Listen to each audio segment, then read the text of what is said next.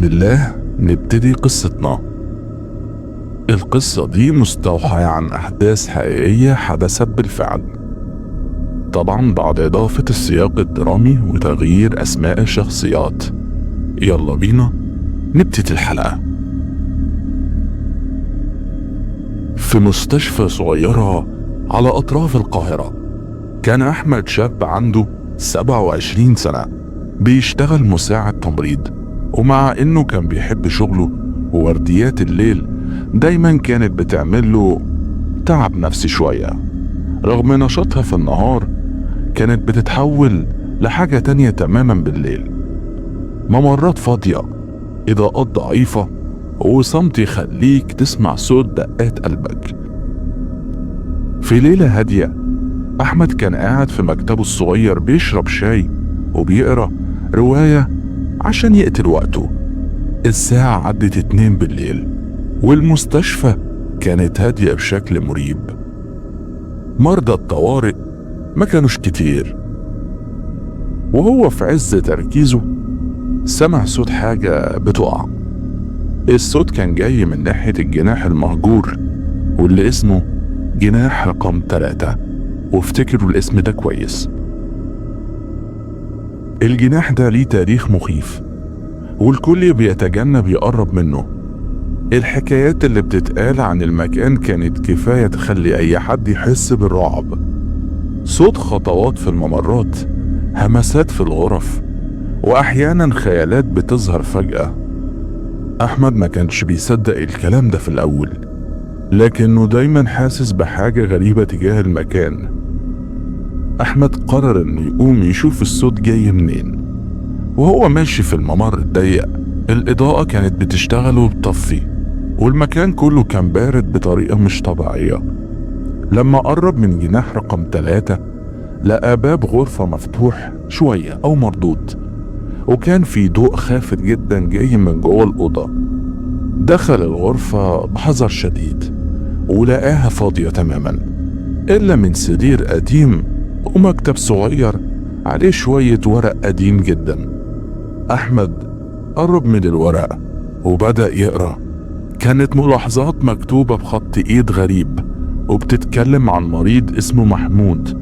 الورق كان بيشرح حالته النفسية والصحية الصعبة، وإنه كان بيشوف خيالات وبيسمع أصوات. لكن فجأة أحمد لقى آخر صفحة مكتوب فيها اللي جوه دماغه مش وهم، هو حقيقي.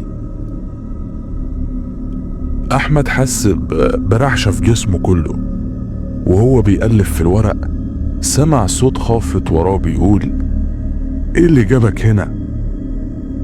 لما لف بسرعة ما لقاش حد، لكنه حس بشيء بارد لمس كتفه كأن حد واقف جنبه. أحمد جرى بره الغرفة بسرعة، لكنه لما خرج للممر لقى الأضواء كلها مطفية وكان المكان في ضلمة تامة. حاول يرجع لمكتبه لكن حس بخطوات حد ماشي وراه. لما لف للمرة التانية شاف خيال بني آدم طويل واقف بعيد، لكن شكله ما كانش واضح. الخيال بدأ يتحرك ناحيته، وأحمد في لحظة رعب قرر يجري للمكتب ويقفل الباب على نفسه. وهو قافل الباب حس إن في حاجة بتحاول تدفعه علشان يفتح الباب، لكن فضل ضاغط بكل قوته.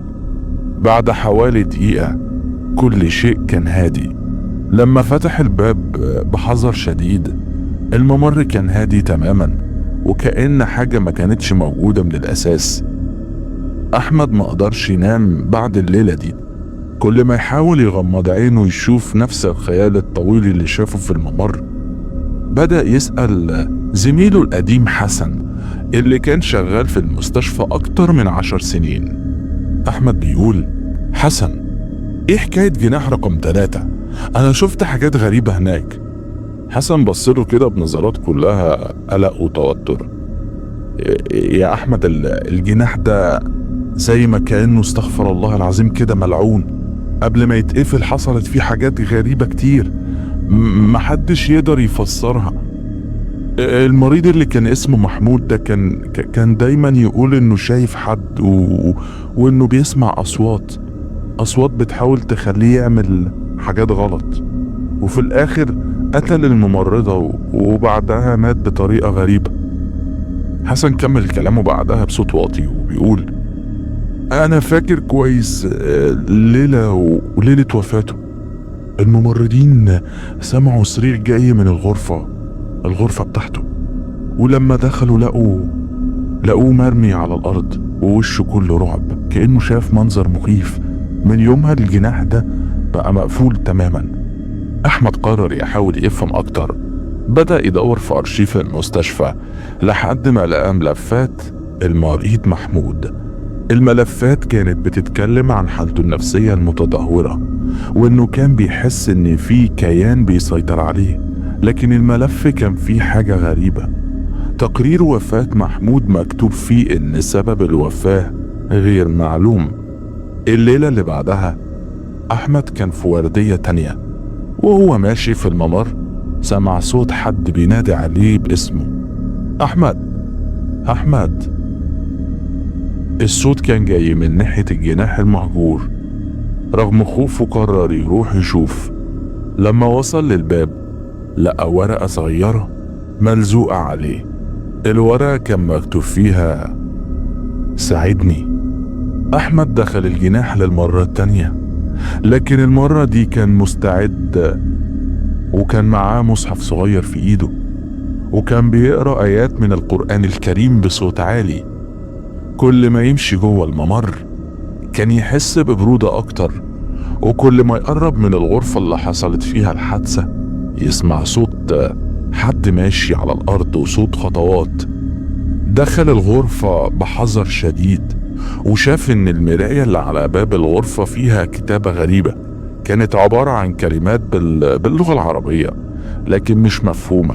أحمد بدأ يقرأ بصوت أعلى، لكن فجأة النور اتطفى. حس بحد بيلمس كتفه. لما لف شاف نفس الخيال الطويل، لكن المرة دي كان أقرب ووشه كان واضح. راجل بشعر منكوش وعينين سودة تماما. الكيان ده أو الشخص ده أو الروح دي بدأت تتكلم بصوت وتقول له: ليه جيت هنا؟ مش كل مرة هسيبك تمشي. أحمد حس برجليه متكتفة في الأرض من كتر الرعب والخوف، لكن فضل يقرأ قرآن لحد ما الخيال بدأ يتراجع واختفى تماما. بعد الليلة دي أحمد عرف إنه لازم يعمل حاجات تنهي الموضوع ده للأبد. سأل شيخ كبير في المنطقة، والشيخ نصحه بإنه يروح معاه للمكان عشان يطهروا بالقرآن. وفي الليلة التانية أحمد والشيخ وزميله حسن دخلوا الجناح رقم 3. الشيخ بدأ يقرأ بصوت عالي، وكل مرة يقرأ كان يسمع صوت صريخ جاي من الغرفة اللي حصلت فيها الحادثة. فجأة الباب اتقفل عليهم. بدأوا يحسوا بنفس البرودة اللي أحمد حس بيها قبل كده. الشيخ استمر في قراءة القرآن، وفي لحظة سمعوا صوت عالي بيقول: كفاية كفاية. وفجأة كل حاجة هديت، والباب اتفتح لوحده، والجو رجع طبيعي تاني. بعد الليلة دي أحمد حلف إنه مش هيقرب من جناح رقم 3 مرة تانية. المستشفى قررت تقفل الجناح ده تماما وتمنع أي حد يقرب منه، لكن أحمد فضل متأثر باللي شافه. كان دايما يقول لنفسه إن عمل الصح، لكن في أوقات معينة وفي نص الليل كان بيحس بنفس البرودة اللي حس بيها في الجناح، وكأن الكيان اللي قبله هناك لسه بيراقبه. الأماكن بتحتفظ بذكرياتها. أحمد كان دايما يقول كده لما حد يسأله عن جناح رقم 3 في الخصوص، لكن الحقيقة إن الذكريات دي مش مجرد أحداث، أحيانا بتبقى لعنة. أحمد قرر يبعد عن الجناح رقم 3 تماما، لكنه لاحظ حاجة غريبة بدأت تحصل بعد الليلة دي واللي دخل فيها الغرفة مع الشيخ وحسن. كل ما يحاول ينام كان يحلم بكوابيس متكررة، يشوف فيها نفس الممر الطويل نفس الغرفة ونفس الأصوات ونفس الكيان اللي شافه، الكيان اللي كان بيقف في الحلم ويقول له فاكر انك خلصت مني؟ دي مجرد البداية. في ليلة من الليالي كان أحمد في ورديته، وزي كل مرة حاول يشغل نفسه بالكتابة أو قراءة كتب. فجأة لمحت عينه حركة في آخر الممر المؤدي لجناح رقم 3. كان في خيال بيمشي بسرعة رايح جاي، كأن حد بيمشي أو بيجري من حاجة، لكنه مش واضح. أحمد قرر يتجاهل الموضوع، لكن نفس الحركة اتكررت أكتر من مرة. وفي الساعات اللي بعدها في لحظة وهو بيبص ناحية الممر، شاف خيال طويل قدام باب جناح رقم 3. حاول يركز عينه لكنه فجأة اختفى. المرة دي أحمد بدأ يحس إن الحكاية مش مجرد أوهام. وفي ليلة تانية كان قاعد في غرفة الموظفين مع زميلته نادية اللي كانت موجودة في نفس الوردية. المكان كان هادي جدا، وفجأة سمعوا صوت طفل صغير بيعيط. نادية بصت لأحمد وقالت انت سمعت ده؟ الصوت ده جاي من جناح رقم 3. أحمد هز راسه وقال ايوه، لكن مستحيل يكون في حد هناك، الجناح اساسا مقفول. نادية اللي كانت بتسمع قصص عن الجناح من زميلها قررت انها مش عايزة تدخل في الموضوع، لكنها شافت نظرة أحمد المرعبة والمرعوبة وعرفت انه مش بيتخيل. أحمد بدأ يحس ان الكيان اللي على طول يظهر له ده مش بس موجود هناك، ده بدأ يظهر له وفي أماكن مختلفة في المستشفى. وهو بيعدي من قدام غرفة العناية المركزة لمح انعكاس غريب في إزاز الباب. لما ركز شاف نفس الكيان أو الخيال أو الروح اللي بيشوفها واللي شافه قبل كده في المراية، لكنه المرة دي كان أقرب بكتير. الخيال بدأ يضحك له ضحكة مرعبة، لكن لما أحمد لف ملقاش حد. صوت خطوات بدأ يتردد في الممر كأن حد بيجري بعيد عنه، لكنه ما كانش شايف أي حاجة قدامه. بعد أسابيع من القلق والرعب أحمد قرر يروح لحسن تاني ويسأله لو حصل معاه حاجة مشابهة للي حصلت معاه. حسن كان قاعد في بيته، ولما سمع كلام أحمد وشه اتغير تماما. حسن: أحمد، أنا كنت فاكر إن الحكاية خلصت لما الشيخ جه معانا، لكن واضح إن اللي بيظهر لنا ده مربوط بالمكان. أحمد بيرد عليه بصوت مرعب: مربوط بيا؟ إزاي يعني؟ حسن بيرد عليه: محمود المريض اللي مات هناك كان دايما يقول إن الخيال ده أو الكيان اللي بيشوفه ده مش مجرد وهم، ده بيدور على حد جديد يقدر يتواصل معاه. شكله لقاك يا أحمد. أحمد كان عارف إن مفيش حل غير إنه يواجه الشيء ده. وفي الليلة التانية اللي بعدها وهو في الوردية بتاعته قرر يدخل جناح رقم 3 للمرة الأخيرة. والله أعلم هتكون دي الأخيرة فعلا، لكن المرة دي أخد معاه مصحف ومية كان قاري عليها قرآن. لما وصل للممر الإضاءة بدأت تضعف تدريجيا والبرودة زادت جدا عن حدها. الباب اللي كان دايما مقفول كان مفتوح، وكأن الكيان أو الشيء ده بيستناه دايما. أحمد دخل الأوضة وهو واخد حذره جدا وبدأ يقرأ آيات من القرآن بصوت عالي. فجأة الباب اتقفل وراه والجو بدأ يكون خانق جدا، كأن الأكسجين بيسحب من المكان.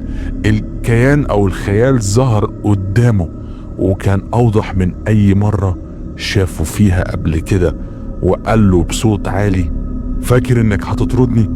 أنا هنا من قبل ما تيجي، هفضل هنا بعد ما تمشي. أحمد فضل يقرأ القرآن، وكل ما يقرأ الشيء ده كان بيتراجع خطواته لكنه ما كانش بيختفي. فجأة رد عليه بصوت أعلى: مشكلتك انك مش فاهم، انا مش مجرد شبح، انا لعنة. المكان ده ملعون ومش هتقدر تتخلص مني ابدا وبسهولة.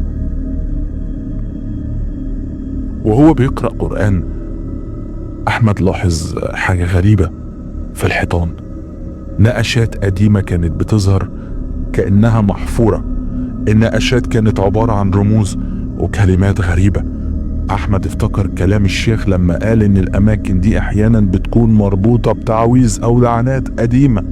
حاول يقرب من النقاشات دي ومستمر في قراءة القرآن، وكل ما يلمس واحدة من الرموز الشيء كان ده بيصرخ قدامه بصوت عالي. لما لمس اخر نقش فجأة كل حاجة هديت والشيء ده اختفى. احمد خرج من الجناح وهو مش قادر يصدق اللي حصل. المكان كان هادي وكانت كأن ما كانش فيه حاجة موجودة من الاساس، لكنه حس براحة لأول مرة من شهور. رغم كده القصة ما خلصتش بالنسبة له. في الليلة اللي بعدها وهو راجع من شغله شاف نفس الشيء الطويل ده واقف قدام بيته. المرة دي الخيال ده ابتسم له وقال له: فاكر انك خلصت مني؟ اللعبة لسه ما خلصتش. من ساعتها احمد عايش مع احساس دائم ان الشيء ده لسه بيراقبه، وان اللي حصل في جناح رقم 3 مجرد بداية لحاجة اكبر. احمد ما قدرش يعيش في حالة الرعب المستمرة دي. كل ليلة كان بيشوف الخيال ده في احلامه او يحس بيه قريب منه، سواء في المستشفى او حتى في بيته. قرر انه لازم يعرف السبب الحقيقي ويفهم اللي بيحصل مهما كان التمن. اول حاجة عملها احمد انه راجع لأوراق اللي لقاها في غرفة جناح رقم 3 مرة تانية، واللي كانت بتتكلم عن محمود المريض اللي اتقال انه السبب في كل حاجة. احمد قرر انه يدور اكتر في ارشيف المستشفى القديم، وانه كان واثق ان الورق ده اللي معاه مجرد جزء صغير من القصة الكبيرة. احمد طلب اذن خاص من المستشفى عشان يدخل الارشيف القديم. المكان كان عبارة عن غرفة كبيرة مليانة صناديق خشب وقديمة، كل صندوق فيه ملفات مترتبة. فضل يدور في الصناديق لساعات لحد ما لقى ملف مكتوب عليه جناح 3 حادثة محمود. فتح الملف بحذر شديد وبدأ يقرأ عن تفاصيل أكتر عن محمود. الملاحظات كانت بتقول إن محمود كان مريض نفسي من نوع خاص. كان بيقول إنه شايف كيان غريب بيكلمه، وإن الكيان ده بيطلب منه يعمل حاجات غريبة زي إنه يكتب رموز على الحيطان أو يرسم دوائر على الأرض. لكن أكتر حاجة شدت انتباه أحمد كانت شهادة واحدة من الممرضات القدامى اللي في المكان. وفي الشهادة مكتوب: الجناح ده مش عادي. قبل ما يجي محمود المكان كان برضو فيه أصوات غريبة وأحداث مش مفهومة، كأن في حاجة أقدم من المريض نفسه مرتبطة بالمكان. أحمد حس إنه بيقرب من الحل، لكنه محتاج دليل قوي. أحمد قرر يرجع للشيخ اللي زاره قبل كده ويحكي له التفاصيل الجديدة اللي اكتشفها، والشيخ سمعه باهتمام. وبعد تفكير عميق قال له: يا أحمد، اللي بتحكيه مش مجرد حالة طرد جن أو أرواح، ده كان مربوط بالمكان من زمان. أحيانا الأماكن بتتلوث بأعمال سحر قديمة أو بجرائم حصلت فيها وسابت أثر روحي. لازم نعرف أصل المكان ده. الشيخ نصح أحمد إنه يدور في تاريخ المستشفى نفسه، لأن ده المفتاح لحل اللغز. أحمد بدأ يسأل الناس الكبار اللي في المنطقة عن تاريخ المستشفى. اكتشف إن المبنى ما كانش مستشفى من الأساس، لكنه كان قصر قديم اتبنى في أوائل القرن ال20. القصر كان ملك العيلة غنية جدا، لكنهم اختفوا فجأة في ظروف غامضة. الحكايات كانت بتقول إن العيلة دي كانت بتعمل جلسات تحضير أرواح في القصر ده، وإن في شائعات عن ضحايا اختفوا جوه. بعد اختفاء العيلة تماما، القصر فضل مهجور لفترة طويلة لحد ما جه مستثمر وحوله المستشفى. أحمد حس إنه اكتشف جزء كبير من اللغز، لكن كان لسه في حاجات ناقصة. ليه الكيان ده لسه موجود بالتحديد؟ أحمد قرر إنه يرجع لجناح 3 مرة تانية، المرة دي ومعاه الشيخ ومجموعة من الناس اللي فاهمين في الأمور الروحية. المجموعة دخلت الجناح، ومع بداية قراءة القرآن بدأ الكيان ده أو الشيء ده يظهر بالشكل أوضح من أي مرة تانية. المرة دي كان صوته أعلى وكلماته أكتر تهديدا وصرامة. مش هتقدروا تخلصوني، أنا هنا من قبل ما أي حد يجي. الشيخ بدأ يسأل الشيء ده بصوت عالي: أنت مين؟ وليه مربوط بالمكان ده؟ فجأة الشيء ده بيرد عليه بصوت غريب جدا، وكأنه أكتر من صوت بيتكلم في نفس الوقت: أنا صدى الأرواح اللي راحت هنا، أنا الكيان اللي تم استدعائه. بعد ما استمر في قراءة القرآن الكيان بدأ يتراجع تاني، لكنه كشف عن رموز على الحيطان كانت مخفية، مشابهة تماما للرموز اللي أحمد شافها قبل كده. الرموز دي كانت مربوطة بسحر قديم، والكيان كان مربوط بالمكان نتيجة جلسات التحضير اللي كانت بتحصل في القصر زمان. الشيخ قال: لازم نكمل تطهير المكان ده، لكنه هيحتاج قوة وصبر. المجموعة بدأت تعمل طقوس وتطهير باستخدام القرآن والماء المقروء عليه، وكل ما بيستمروا الكيان كان بيقاوم بشراسة. والمرة دي الكيان ده بدأ يتحرك جوه الممر. كل الأنوار كانت بتطفي وتشتغل لوحدها بشكل هستيري مجنون. أحمد حس برعشة في جسمه لما الكيان قرب منه، لكن فضل متمسك بالمصحف بتاعه بيقرأ بصوت عالي. فجأة كل الأصوات هديت، والرموز على الحيطان بدأت تختفي واحدة واحدة. الكيان ظهر للمرة الأخيرة، لكن المرة دي كان ضعيف جدا. قال بصوت واطي: أنا انتهيت، لكن أنا مش لوحدي. وبعد كده اختفى تماما. بعد الليلة دي جناح 3 فضل هادي، وكأن كل حاجة رجعت لطبيعتها. لكن أحمد ما كانش قادر ينسى الكلمات الأخيرة للكيان واللي بيقول: أنا مش لوحدي. أحمد حس إنه حل جزء من اللغز، لكن الحكاية أكبر من مجرد جناح مهجور أو كيان واحد. كان عارف إن المستشفى دي بكل تاريخها لسه شايلة أسرار تانية ممكن تظهر فيهم من الأيام. وفي النهاية أحمد استقال من شغله في المستشفى دي، لكنه فضل يتابع أخبارها عن بعد. وبعد شهور سمع عن ممرضة جديدة في المستشفى اشتكت إنها شافت حاجات غريبة في الممر من تاني.